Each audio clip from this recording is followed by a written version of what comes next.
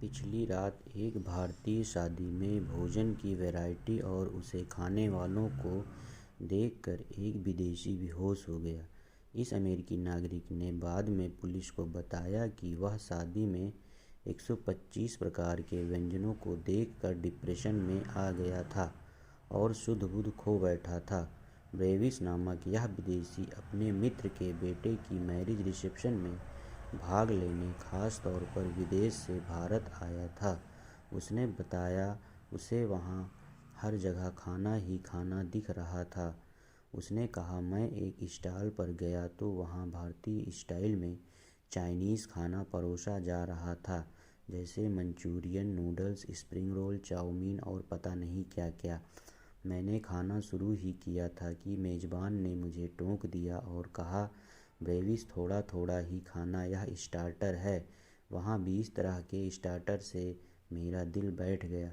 फिर मेरे मेज़बान मुझे मेन कोर्स पर ले गए, जहाँ 10 प्रकार के सलाद और बहुत प्रकार के अचार, रायते, पापड़ और ढेरों प्रकार की सब्जियाँ और दालें थीं। अनेक प्रकार के चावल और पुलाव भी थे और बहुत कुछ ऐसा भी था जिसे मैं पहचान ही नहीं पाया।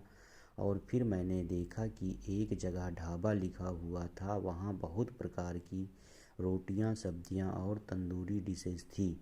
फिर मैं स्वीट्स के स्टॉल पर गया और मैं गिन ही नहीं पाया, वहाँ लगभग 2 दर्जन तरह की मिठाइयाँ भी थी और साथ में आइसक्रीम और कुल्फ़ी भी दिखी मुझे।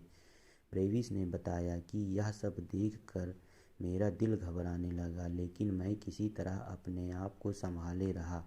मैंने ऐसे कई लोगों को देखा जिन्होंने अपनी प्लेटों में खाना बुरी तरह से ठूंसा हुआ था। यह सब लोग दबाकर खा रहे थे। यह देखकर मेरा जी बैठने लगा। तब मैंने सोचा, थोड़ा पानी पी लेता हूँ, तबीयत ठीक हो जाएगी। पानी पीने गया तो वहाँ 2 लोगों की आपस में बातें सुनकर मेरे होश ही उड़ गए। उसके बाद मैंने अपने आप को अस्पताल में पाया। तो आपने क्या सुना था?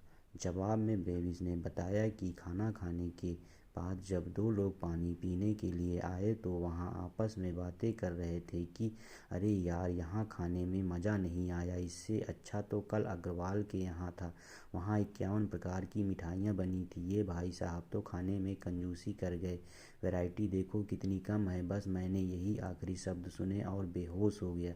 जब होश आया तब से अस्पताल में मैं यही सोच रहा हूँ कि भारत देश गरीब क्यों है।